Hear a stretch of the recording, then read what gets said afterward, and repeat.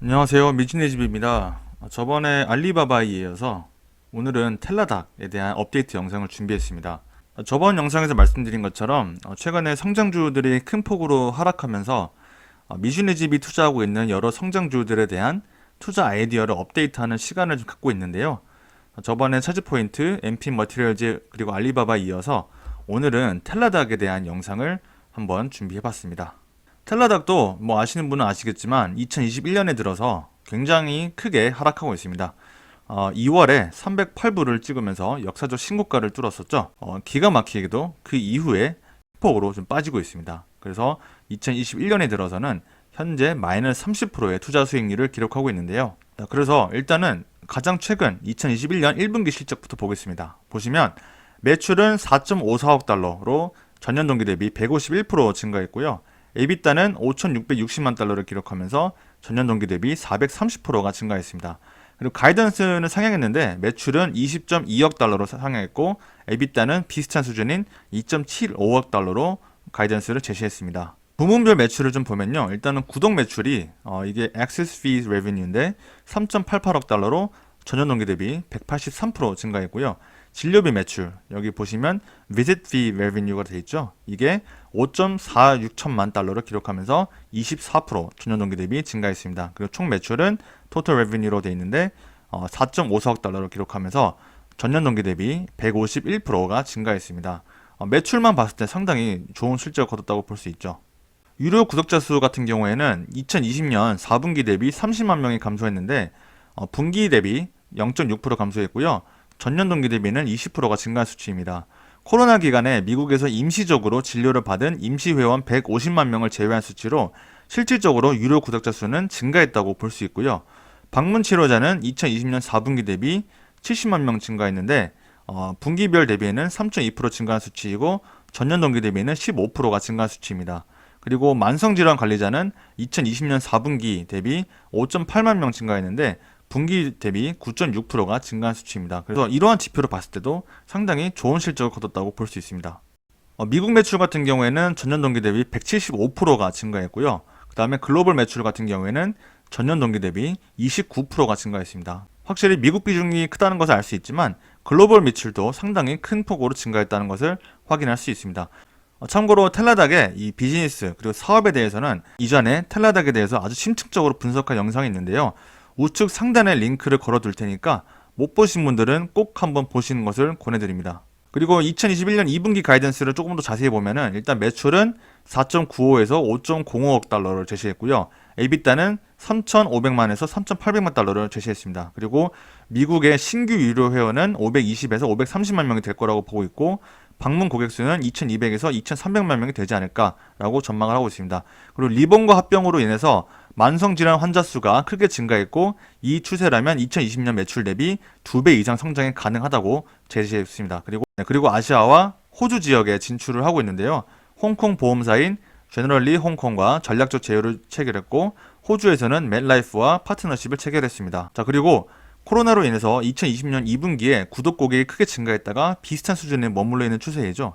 2020년에 워낙 크게 증가하기도 했고 이번 분기 1.2밀리언 고객 수 증가는 상당히 인상적입니다. 진료비 매출 역시 2020년 코로나로 인해서 크게 증가하고 있고 그 이후에는 증가율이 다소 둔화되고 있는 추세입니다. 현재 이제 백신이 보급되고 있고 사회 정상화에 따른 진료 건수 감소 우려가 지금 반영이 되고 있죠. 만성질환 진료 건수 같은 경우에는 2020년 리본고 인수 이후 꾸준히 크게 증가하고 있는 추세이고요. 텔레닥의 경영진이 리본고 인수 시너지 효과를 조금 더 극대화했으면 하는 바람이 있습니다. 이거는 뒤에서 조금 더 자세히 다루겠습니다. 자, 그럼 실적 이외에도 계속 주가가 빠지는 요인은 뭐가 있는지 한번 보겠습니다. 먼저 순손실 기록입니다. 보시면 넷 러스를 기록했잖아요. 맨 위에 보시면 넷 러스 기록했는데 이게 순손실 기록입니다. 상당히 큰 적자 폭을 기록했는데 근데 이 적자 폭만 보면은 물론 그렇게 느낄 수도 있지만 좀 더 자세히 보면요. 여기 보시면 depreciation과 amortization이 있습니다. 이게 뭐냐면 감가상각을 나타내는 건데요. 감가상각은 실제로 현금 유출이 없는 비용입니다. 그 다음에 stock-based compensation 이거는 스톡 옵션, 그러니까 주식 보상인데 보통 텔라닥과 같은 성장 초기 단계에 있는 이 성장주들에서 흔히 많이 사용하는 체계입니다. 초기에 있는 기업이 빠르게 성장하기 위해서는 유능한 인재들을 끌어와야 되고 그런 유능한 인재들을 이제 잡아둬야 되잖아요. 그러기 위한 하나의 수단으로 널리 사용되고 있는데 이 스톡백 컴펜세이션이 상당히 큰 비용을 차지하고 있습니다. 이것도 실질적으로 현금이 유출이 없는 비용이기 때문에 이것도 다시 더해주고 그다음 밑에 보시면 Acquisition, Integration and Transformation Cost라고 되어 있는데 이거는 리본고 같은 그런 기업들이 인수할 때 지출한 비용들이거든요. 반영이 된 거기 때문에 이것도 크게 우려할 수준의 비용이 아닙니다. 그래서 이러한 것들을 더해주면 실질적으로 텔라닥의 에비타는 양으로 전환되는 걸 볼 수 있고요. 그래서 저는 사실 이번 텔라닥의 어떤 순손실이 크게 우려할 수준이 아니라고 판단했지만 시장에서는 좀 안 좋게 받아들인 것 같고요. 두 번째는 백신 보급과 사회 정상화입니다. 이게 무슨 말이냐면 사람들이 이제 백신이 지금 보급되고 있고 점차 사회가 정상화되면서 사람들이 더 이상 원격 의료에 사용하지 않을 것이다 라는 우려가 많습니다.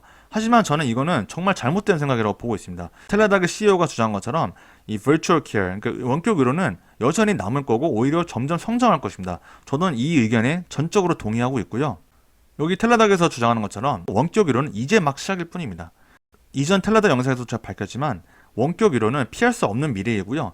이번 코로나 사태가 그걸 앞당겼을 뿐입니다. 백신이 보급되고 코로나가 종식된다고 사회가 이전으로 다시 돌아가는 게 아니라 이번 코로나로 인해서 촉진된 그런 새로운 사회를 앞으로 성장시킬 일만 남았다고 보고 있고요. 텔라닥과 그런 원격 의료 시장은 점점 크게 성장할 거라고 보고 있습니다.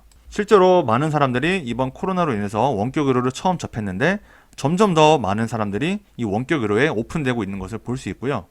텔라닥에 따르면 76%가 이제 원격 의료에 관심을 갖고 있다고 합니다. 참고로 코로나 이전에는 11%에 불과했던 수치가 현재는 76%가 된 거고 그 다음에 64%의 이런 원격 의료 서비스 제공자들은 이 텔레헬스, 그러니까 원격 의료를 사용하는 것에 대해서 훨씬 더 편안함을 느낀다고 밝혔습니다. 그래서 점점 더 많은 사람들이 원격 의료를 받아들이기 때문에 만약에 코로나가 종식된다고 해서 코로나 이전으로 돌아가는 게 아니라 코로나로 인해서 촉발된 그런 새로운 시대를 더욱 빠르게 가속하지 않을까. 다만 코로나가 종식되면은 그 속도는 조금 늦출 수 있지만 결국에는 피할 수 없는 미래다라고 생각하고요.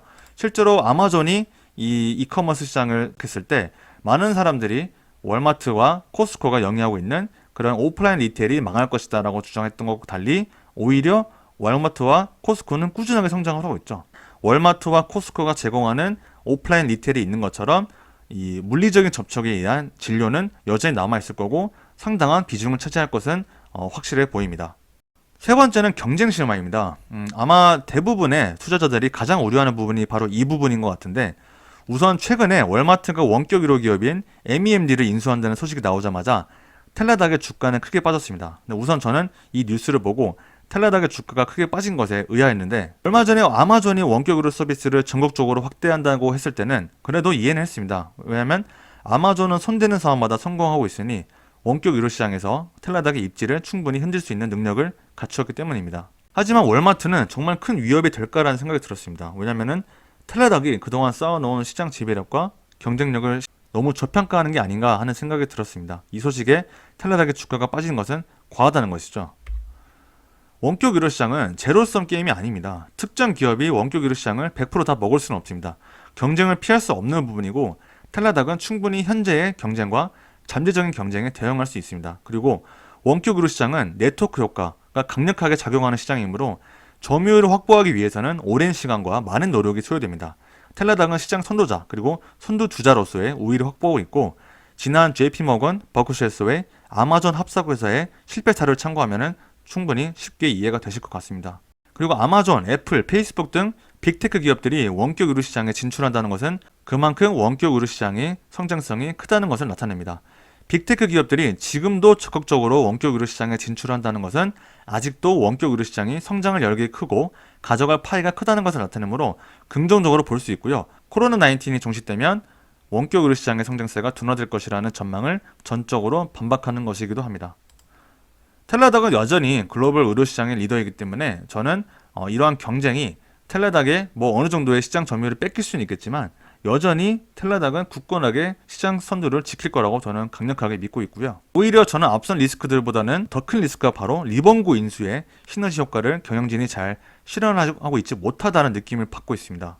앞선 텔라닥 영상에서 저는 강조했던 부분 중에 하나가 리본고 인수는 바로 게임 체인저가 될 것이다. 왜냐면은 텔라닥은 리본고 인수 전에는 그저 원격 진료 업체였지만 리본고는 원격 모니터링, 만성 질환을 다루는 원격 모니터링 기업이었기 때문에 텔라닥과 리본고가 합병하면서 원격 의료, 종합 원격 의료 기업으로 발돋움했다는 겁니다. 그래서 저는 리본고 인수 전에는 텔라닥이 성장의 한계가 있었지만 리본고 인수 이후에는 원격 의료 기업으로서 성장 가능성이 매우 커졌다고 제가 주장했는데, 사실 그동안 텔라닥은 많은 기업들을 인수해왔지만, 그래서 앞으로 텔라닥의 경영진이 이 리본고 인수를 어떻게 잘 효과적으로 시너지 효과를 거둘 수 있는지, 이게 가장 중요한 부분인데 아직까지는 그게 명확하게 좀 보이지가 않습니다. 그래서 이 부분이 저는 오히려 더 큰 리스크라 보고 있고, 하루빨리 좀 경영진이 좋은 모습을 좀 보여줬으면 하는 바람이 있습니다.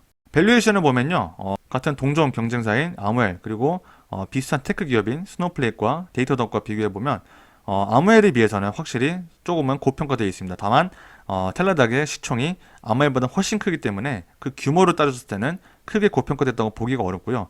그리고 스노우플레이크와 데이터덕과 봤을 때는 텔라닥의 프라이스 투 세일즈 레이시오를 보면은 현저하게 저평가되어 있습니다. 물론 이 기업들은 같은 산업에 있는 것이 아니기 때문에 어떤 직접적인 비교가 큰 의미는 없지만 현재 테크 기업들이 크게 빠지고 있는 상황에서 저는 스노우플레이크와 데이터덕은 여전히 좀 비싸다는 느낌이 들지만 텔라닥은 점점 더 매력적인 밸류에이션으로 내려오고 있다는 느낌을 받습니다. 그래서 간단하게 결론을 정리해보자면 텔라닥의 실적이 개선되고 있는가? 예스. 텔라닥은 성장하고 있는가? 예스. 텔라닥이 속한 산업과 시장이 성장하고 있는가? 예스. 그리고 텔라닥에 직면한 주요 리스크가 해소되었는가? 이건 아직 노우라고 봅니다. 왜냐면은 아마존과 빅테크 기업들이 구체적으로 어떻게 시장에 진출하는지, 그리고 텔라닥이 리본고 인수를 어떻게 효과적으로 시너지 효과를 펼치는지, 이 부분이 아직 해소가 안 됐기 때문에 이 리스크가 좀 해소됐다고 보기는 어렵습니다. 근데 어쨌든 이러한 상황에서 주가가 하락한다는 것은 아주 좋은 기업을 아주 매력적인 가격에 매수할 수 있는 기회라고 보고 있습니다. 다만 알리바바처럼은 아주 매력적인 기회라고 보고 있지는 않고요. 저는 텔라닥은 매수하고는 있지만 비중을 알리바바만큼은 늘려나가고 있지는 않습니다. 그래도 여전히 저는 텔라닥이 아주 매력적이라고 보고 있고 성장성이 매우 큰 기업이라고 보고 있기 때문에 현재 이 주가 하락은 저에게는 아주 큰 희소식입니다. 자, 오늘 영상도 마음에 드셨다면 좋아요 부탁드리고요. 향후 지속적인 업데이트를 원하신다면 구독해주시면 될 것 같습니다. 피드백은 언제든지 댓글로 환영합니다. 긴 영상 시청해주셔서 대단히 감사드리고요. 항상 안전하고 즐거운 투자하시기 바랍니다. 감사합니다.